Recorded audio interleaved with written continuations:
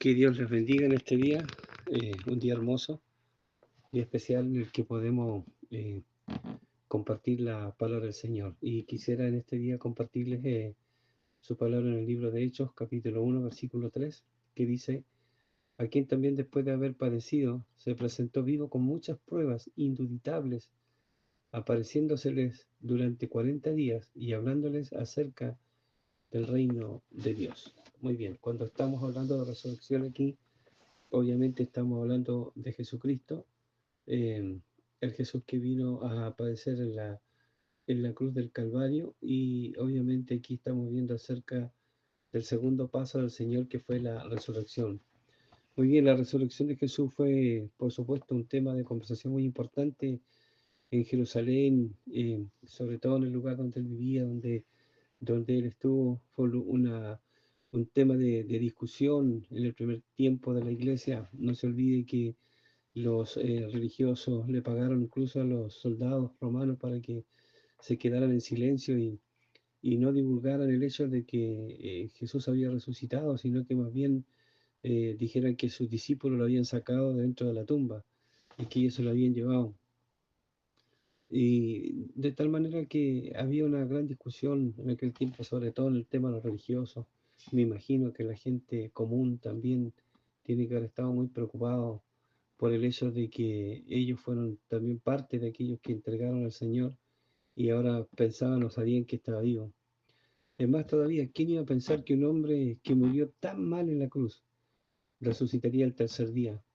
Aunque los religiosos de Israel sabían, por ejemplo, del caso de Eliseo, que estaba muerto, enterrado, y que sus huesos estaban enterrados en un lugar donde vinieron y pusieron un cuerpo sobre los huesos de Eliseo, y obviamente esa persona resucitó. Ellos conocían la resurrección.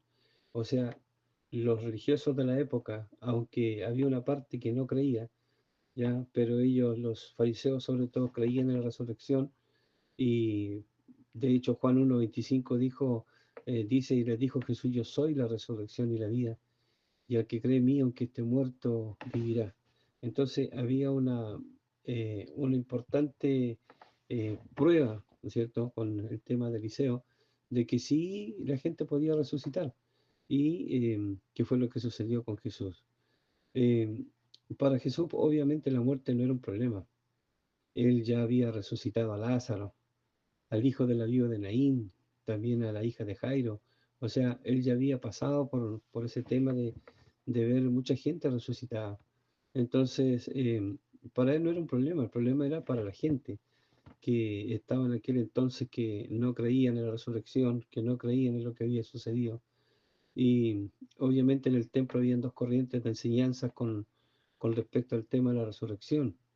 Dos corrientes que eran muy fuertes en aquel tiempo, que eran los fariseos y los saduceos. Los fariseos eran los religiosos predominantes de aquel tiempo. Creían en el espíritu, creían en el ángel y también creían en la resurrección de los muertos. Sin embargo, los saduceos no creían en espíritu, no creían en ángeles, ni menos en la resurrección. Entonces había un gran conflicto religioso, pensando qué había pasado con Jesús. Y bueno, aquí nos damos cuenta que en realidad, eh, si ellos entendieron esto, tendrían que haberse dado cuenta que Jesús, la tumba no lo iba a sujetar, y que la muerte tenía que soltarlo porque Él es la vida. Por lo tanto, eh, la resurrección de Jesús trajo un gran temor al pueblo. No sabían qué pensar ni qué decir porque había desaparecido. Como decimos siempre, en Jerusalén hay una tumba vacía, y esa tumba es la de nuestro Señor Jesucristo. A modo de información, o quiero decir que Jesús tuvo tres juicios. En aquel entonces él no solamente tuvo un juicio donde fue llevado a la cruz, donde fue castigado, sino que él tuvo tres juicios importantes en ese entonces. El primero de ellos es un juicio político, el segundo un juicio religioso, y el tercero un juicio popular. En el juicio político, la Biblia nos enseña que él tenía casi 2 años cuando fue visitado por los magos. Desde aquel entonces Jesús fue perseguido porque se decía que iba a ser el rey de Israel, y habían profecías del rey de Israel. Entonces fue perseguido por los romanos, tuvo que escapar a Egipto para que no lo mataran, porque fue perseguido, porque querían terminar con él, porque él iba a ser el rey de Israel. Por eso en la cruz había un escrito que decía Jesús el rey de los judíos, aunque él todavía no era rey y aún todavía no es rey. Nosotros le decimos rey y es importante decirle rey, pero la Biblia dice que cuando él baje en el capítulo 19 de Apocalipsis, entonces dice que trae un nombre escrito, Rey de Reyes y Señor de Señores, porque entonces Él viene a reinar. Por ahora, Él es nuestro abogado, luego será el juez, ¿cierto?, de la humanidad, pero en el tiempo del milenio, cuando Él va a reinar sobre Israel y sobre el mundo entero. Después está el juicio religioso. No se olvide que fueron los religiosos, los fariseos, los saduceos, los que trataron de hacer que Él de alguna forma tratar de llevarlo a la muerte, levantaron falso testimonio contra él, eh, tomaron las palabras de Jesús cuando él decía que él era el Hijo de Dios y empezaron a decir que blasfemaba. Jesús hacía cosas el día sábado, que era el día de reposo, y él comía, sacaba, no sé, pues hacía muchas cosas. Entonces él decía, pues yo soy el Señor del sábado. Y la verdad que esto hizo que los religiosos lo sentenciaran a muerte. Luego está el juicio popular. No se olvide que cuando están, antes de llegar a la cruz, hay un juicio entre Barrabás y Jesús. Ponen los dos enfrente, uno enfrente del otro, cara a cara.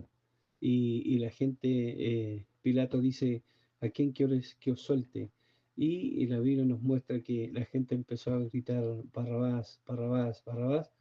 ¿Y qué sucedió con estos que llevaron entonces a la cruz a Jesucristo? El juicio popular fue el más fuerte o más claro para decirle a la gente, crucifiquen a Jesucristo.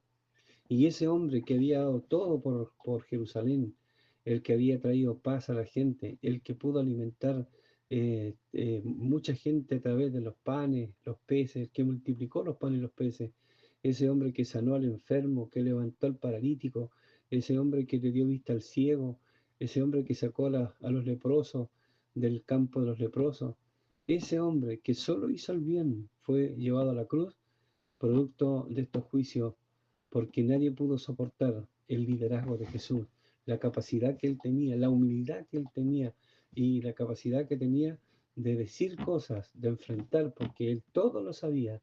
No se olvide que él conoce nuestro pasado, nuestro presente y él conoce nuestro futuro. Eh, También con esto tenemos que entender que antes de la resurrección de Jesús, el primer plan de salvación fue para los judíos. Lucas en 10, 17 al 20 nos habla de la comisión de los 70 y Mateo 10, del 5 al 8 nos habla de la comisión de los 12 que salen. Jesús les dice que vayan por todo Israel y que lleven el mensaje de salvación, la entrada al reino. Y la Biblia dice que obviamente ninguno quiso recibir esta palabra, por eso eran muy poquitos los que seguían a Jesús. Era muy poquita gente. Pero cuando Jesús llega a la cruz todo cambia. Y es ahí donde se abre la puerta de salvación a los gentiles, o sea, a nosotros, la gente que no era digamos, del pueblo de Israel. Dios nos abre esa puerta de salvación. Y mucha gente habla acerca del recambio. Dicen que la iglesia vino a tomar el lugar de Israel y que nosotros fuimos al recambio porque somos la iglesia de Cristo. Pero quiero decirles que nosotros, los gentiles, tuvimos salvación desde mucho antes. O sea, cuando Dios habla en el capítulo 10 o capítulo 12, no recuerdo bien, de Génesis, cuando habla con Abraham, le dice, Abraham, en ti, le dice, serán benditas todas las familias de la tierra. Y usted es parte de las familias de la tierra, por lo tanto usted fue bendecido. Desde el padre Abraham para adelante, Dios ya nos había tomado en cuenta. El problema es que hay un versículo que no lo leemos bien, y este versículo es el que ha traído gran controversia a toda la gente, Juan 1:11, que dice, a los suyos vino y los suyos no lo recibieron. Pero no dice que vino a los suyos, suyos con ese final, suyos. No dice la Biblia que vino a los suyos, que vino en este caso al pueblo de Israel, sino que dice que vino a los suyos, S-U-Y-O, suyo, que significa que él vino a hacer su trabajo. ¿Cuál es lo mío? Yo soy artesano, eso es lo mío, ¿me entiende? ¿Y qué es lo suyo? Puede ser carpintero, puede ser albañil, mecánico, lo que usted sea, pero eso es lo suyo, es su trabajo. Y él vino a cumplir su trabajo, por eso en el libro de Mateo capítulo 4, por ahí, donde dice que él vino a traernos al reino de los cielos. Y eso era lo suyo, predicar el reino, predicar del arrepentimiento, del convertirse a Dios. Vino a sanar enfermos, vino a traer libertad al cautivo, eso era lo suyo, su trabajo. Pero él no vino a los suyos, él partió por Israel porque era su tierra, era el lugar donde él había nacido, era el lugar donde estaba, donde Dios tomó a María, su mamá, para que él venga a nacer.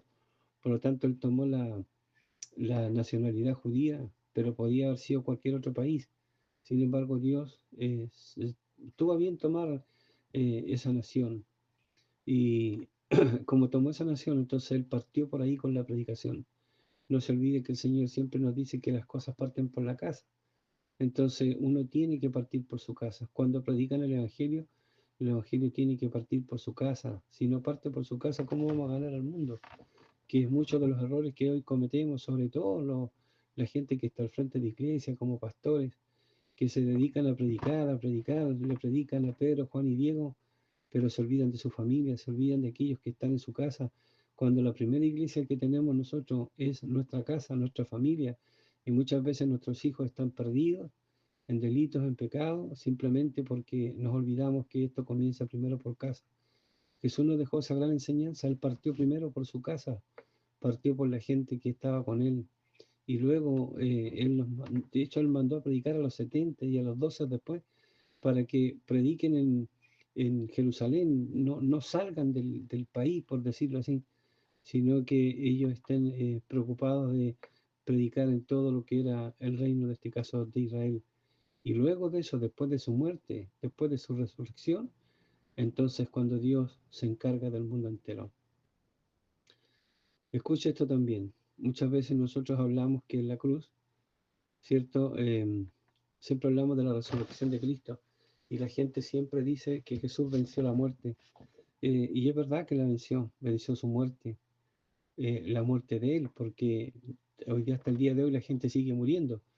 Por lo tanto, no es que haya vencido toda la muerte, o sea, la muerte no tiene término hasta el capítulo 19 de Apocalipsis, cuando la Biblia dice que la muerte y el Hades son lanzados al lago de fuego. Entonces, hasta ahí la muerte va a tener siempre su, su, su mover en esta tierra. Y hoy más que nunca vemos un avivamiento de la muerte en diferentes países, en diferentes lugares. Está muriendo gente, es impresionante. En nuestro mismo país la gente se mata unos a otros y todos los días aparece un muerto a bala.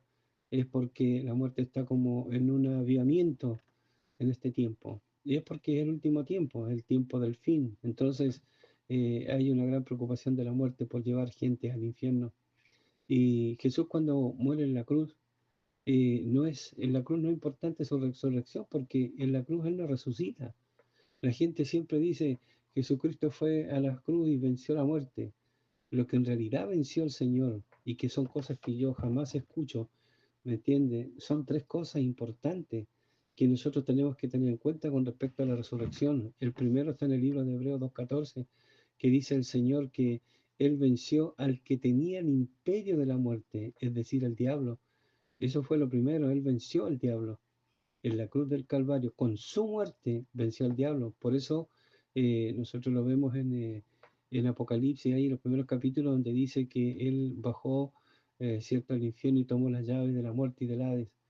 Entonces él venció en la cruz del Calvario, con su muerte venció al que tenía el imperio de la muerte, que en este caso fue a Satanás el diablo. Después en Colosenses 2:15 dice que él exhibió públicamente a los demonios y los venció allí en la cruz también. Entonces él venció a los demonios. Por eso es que Dios cuando venimos a Cristo, Dios nos hace libres. Después Colosenses 2:14 dice que él clavó el acta de los decretos que era en contra nuestra, que nos era contraria a la ley, que nos era una ley de maldición. No se olvide que segunda de Corintios 3 dice que la ley era una ley de condenación y muerte, y que cuando vino Cristo y trajo la gracia, entonces todo cambió para la humanidad. Estas tres cosas fueron las que Jesús venció allí en la cruz. Y las razones por las cuales Jesús resucitó, la verdad que son hartas. Y quisiera ir, no voy a leer textos porque por el tema tiempo, pero sí voy a hablar de los textos para que si usted alguna vez quiere leerlo, léalo y se va a dar cuenta cuál fue el motivo principal de la resurrección del Señor. Primero, Él resucitó para completar el plan de salvación al mundo entero. La Biblia dice que después de que Él murió, cuando resucitó, anduvo 40 días en la tierra otra vez, 40 días completando los trabajos de Jesús, o sea, los pendientes que Él dejó en el día que Él murió. No se olvide que hasta ahí, hasta que Jesús muere, y cuando dice consumado es hasta ahí donde dura el Antiguo Testamento. Y usted me dirá, pero ¿cómo si Mateo, Lucas, Juan son del Nuevo Testamento? Si usted lee, se va a encontrar, por ejemplo, que Juan el Bautista, dice la Biblia, que es el último profeta del Antiguo Testamento, y él está en uno de los evangelios. Por lo tanto, no se puede hablar de un, digamos, de un Nuevo Testamento mientras la muerte del testador no se lleva a cabo. ¿Y cuándo sucedió esto? Cuando Jesús muere en la cruz, entonces dice consumado es, entonces recién se abre un Nuevo Testamento. Por eso para la iglesia, nuestro comienzo de iglesia está en el libro de Hechos, cuando viene el poder del Espíritu Santo, el Pentecostés, y a partir de ese momento la iglesia comienza un trabajo importante que es la predicación del Evangelio. Y dice su palabra que cuando descendió el Espíritu Santo, Pedro comenzó a hablar a la gente y ese día, primera predicación, se convierte en 3.000 personas. Esto lo vamos a dejar para un tema después porque es muy importante saber por qué se convirtieron 3.000 personas primero. Eh, Esto fue uno de los pendientes del Señor, ¿me entiende? Terminar el plan de salvación. Por eso es que Él viene y le habla a sus discípulos, le dice, vayan, prediquen mi palabra al mundo entero. Ahora ya no era solo para Jerusalén, sino que esa orden que antes le había dado a los discípulos, que vayan por Israel, ahora esa orden era para el mundo entero. Y Dios levantó un hombre como Pablo, que fue uno de los grandes precursores de la Biblia, y, y que él con los discípulos trabajaron incansablemente hasta el día de su muerte para traer salvación y vida eterna a la gente. Así que uno de los pendientes de Jesús fue el llamado del Señor para que vayan y prediquen su palabra, que eso es lo que hicieron los discípulos después, porque después de que vieron resucitado al Señor, bueno, todo cambió para ellos. Segundo, ¿por qué resucitó el Señor? Para traer fe a los discípulos incrédulos. Lucas 24, del 35 al 43, nosotros encontramos la despreocupación de los discípulos. Los discípulos estaban con Jesús, caminaban con Él, pero no conocían al Señor, no conocían, les costaba entender lo que Él era, eran incrédulos, no tenían fe. De hecho, el Señor les dijo, hombres de poca fe, o sea, no había cero nivel de fe. No se detenían los demonios, no salían de la gente porque ellos no tenían fe. Y para poder hacer cosas en el reino hay que tener fe. Entonces, cuando Jesucristo resucita y se presenta a sus discípulos, volvió en ellos la fe, volvió la esperanza, volvió el gozo de tener a su maestro. Entonces ahora ellos estaban dispuestos a entregar su vida por el Señor porque sabían que lo que el Señor les había dicho era una verdad y se aumentó la fe de ellos terriblemente. Tercero, fue para abrir el entendimiento en la palabra, en Lucas 24, del 45 al 46, porque yo no entendía la palabra, ellos no entendían a Jesús. Eh, Jesús les hablaba y ellos es como si estuvieran en otra. Para mí que para ellos Jesús no era más que un maestro, un amigo con quien compartían. No se olviden que el único que vio a Jesús como Dios fue Juan. Por eso Juan se aprovechaba del Señor, se recostaba sobre su pecho, porque sabía Juan que Jesús era eterno, que Él era el Hijo de Dios. Por eso cuando Juan escribe su libro, parte diciendo en el principio era el verbo era con Dios y el verbo era Dios, porque Él conocía, obviamente entendió quién era Jesucristo. Entonces Dios les habla en entendimiento sobre la palabra. Ya no se olvide que Pedro en algún momento le cortó la oreja a Malcolm por lo mismo, porque no entendía el plan de Dios, no entendía el propósito de Dios. Dios les dijo, es necesario que el Hijo del Hombre esté 3 días en el centro de la tierra o esté sepultado, y ellos no podían entender. Entonces, cuando ellos no entendían, es porque no entendían el propósito de la palabra, pero vino el Señor con su resurrección y le cambió el pensamiento a la gente, a sus discípulos. Y en Lucas 24, 45, 46 vemos que fue para abrir el entendimiento en la palabra. ¿Para qué más el Señor resucitó? Para enviar la promesa del Espíritu Santo. Lucas 24, 49, el Señor le habla a sus discípulos y le dice que vayan, que esperen todos juntos allí en un lugar, y que Él enviaría al Espíritu Santo. Y obviamente nosotros sabemos que en Pentecostés descendió el Espíritu de Dios como lenguas de fuego, y la gente comenzó a hablar en otras lenguas, que esto también es un tema importante, el tema de las lenguas, porque la gente piensa que una de las señales del bautismo del Espíritu Santo son las lenguas, y resulta que cuando leemos su palabra ahí nos damos cuenta que el Señor le abrió el entendimiento en las lenguas, o le dio las lenguas, pero eran lenguas humanas, para que haya una predicación con respecto a la gente que estaba escuchando. No se olvide que eran judíos que venían de todas las naciones de aquel entonces, y sus lenguas eran distintas. Y para que ellos entendieran la predicación del Evangelio, Dios les dio lenguas igual que ellos. Y la gente entendía a los que hablaban, y decían, pero ¿cómo si este, por decirlo así, ¿no? Ni siquiera fue a la escuela y está hablando en inglés, está hablando en español? Pero era porque Dios les dio lenguas humanas para que haya una, una campaña explosiva o una predicación explosiva en aquel entonces. Por eso es que la Biblia dice que se convirtieron 3.000 y después 5.000. O sea, estamos hablando de 8.000 personas que se convirtieron y que salieron después de ahí para hablar de las maravillas que Dios hizo ahí en diferentes partes del mundo. ¿Por qué más resucitó el Señor? Para confirmar que su resurrección, que digamos que Jesús en su resurrección decía la verdad de todo lo que habló, porque la gente pensaba que, como siempre se dice, ¿cierto? Pensaba que era una persona que hablaba nomás, pero que no era correcto lo que él decía, pero con su resurrección hizo entender a la gente que realmente lo que él decía era una verdad, que había un cielo nuevo, una tierra nueva, que había una vida nueva. Y cuando él decía, yo soy la resurrección y la vida, al que cree en mí, aunque esté muerto, vivirá. Si había gente que no creía, a partir de ese momento empezó a creer, porque todo lo que él dijo se cumplió a través de su muerte en la cruz y su resurrección después. ¿Para qué más vino? Se quedó el Señor 40 días más para enseñarnos la dependencia solo de Él. Y qué importante esta parte de Juan 21, del 6 al 11, la dependencia del Señor.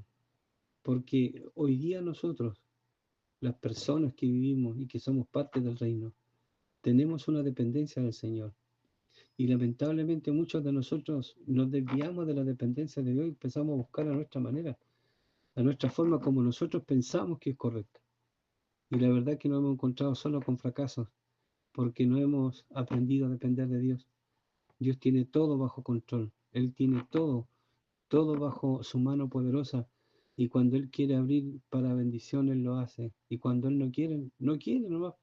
Si Él es Dios, Él es el que manda. Es su voluntad. A veces nos preguntamos por qué la voluntad de Dios a veces es como que nosotros no queremos, pero es así. Esto no es democracia, esto eh, es simplemente teocracia. Dios es el que manda en nuestras vidas. Por eso es que Él nos vino a enseñar la dependencia de Él. Como dice su palabra, los que aman a Dios, todas las cosas le ayudan a bien. ¿A quién más vino el Señor? A reconciliar a Pedro.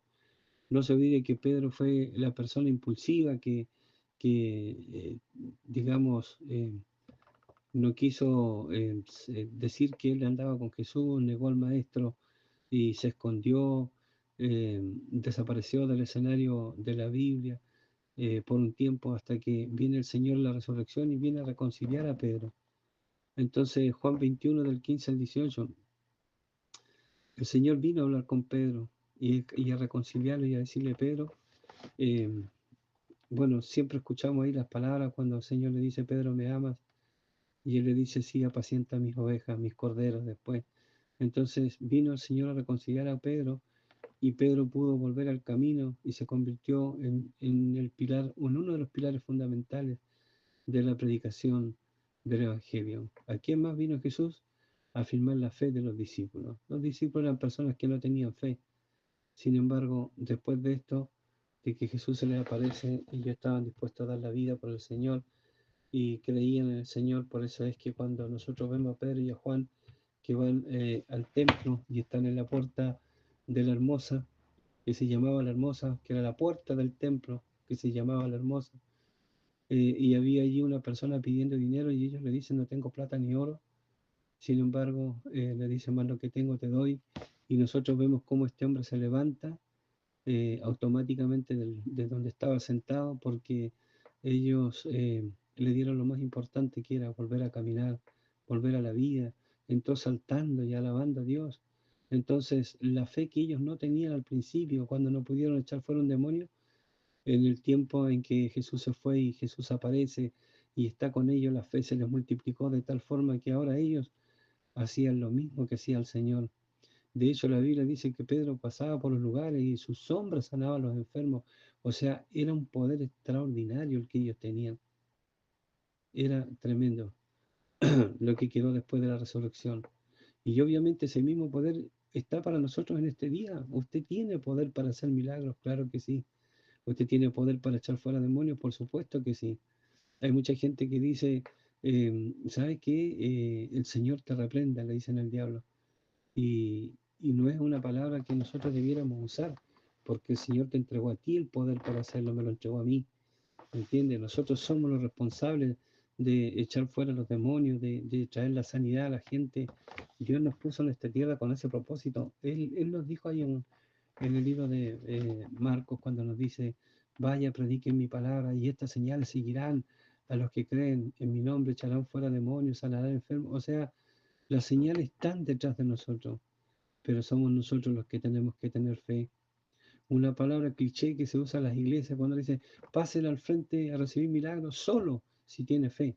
Y la verdad es que el que está haciendo la obra de poner las manos sobre los enfermos, ese es el que tiene que tener fe. O sea, Dios nos manda a nosotros a tener fe. El Señor no le decía a la gente, si tenéis fe, te sano, sino que les decía, la gente decía, si me puedes sanar. Y él decía, no, si yo quiero ser sano. Pasaba por el lado de la gente y los sanaba, porque ese era el Evangelio de poder y es el Evangelio de poder. El problema es que hoy día nos hemos olvidado del poder de Dios. Tenemos miles de estrategias para llevar gente a la iglesia, sin embargo nos olvidamos de lo más importante, que la estrategia que el Padre Celestial, que Jesucristo dejó, que es, y Jesucristo, que es el Espíritu Santo. Él es nuestra estrategia, porque es el Espíritu Santo el que convence de pecado. No hay otra manera de ganar gente en esta vida. ¿Podemos traer emocionalmente personas a la iglesia? Claro que sí.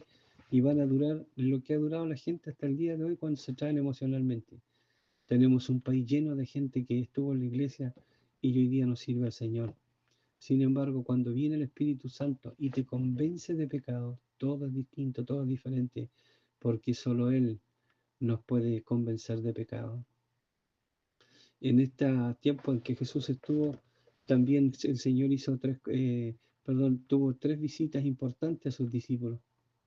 ¿Ya? Dios se le aparece a sus discípulos por tres veces que fueron tan importantes porque era importante lo que tenía que suceder. Primero, eh, cuando se les aparece a todos los discípulos, cuando le dice eh, a, a las mujeres que lo fueron a ver al sepulcro, les dijeron que vayan y le digan a los discípulos que él iba a verlos.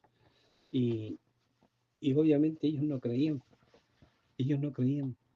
estaban todos muy preocupados, pero no creían lo que iba a suceder, ellos no creían lo que iba a pasar. Por lo tanto, fue impresionante cuando ellos lo vieron llegar. Es más, Jesús cruzaba las paredes, por lo tanto, había un cuerpo glorificado y cruzaba las paredes y ellos tenían miedo, creían que era un fantasma, que fue lo mismo que pasó cuando él caminaba sobre las aguas. La gente pensaba que era fantasma, sin embargo era el Señor Jesucristo que había aparecido, que estaba vivo y había aparecido a sus 12.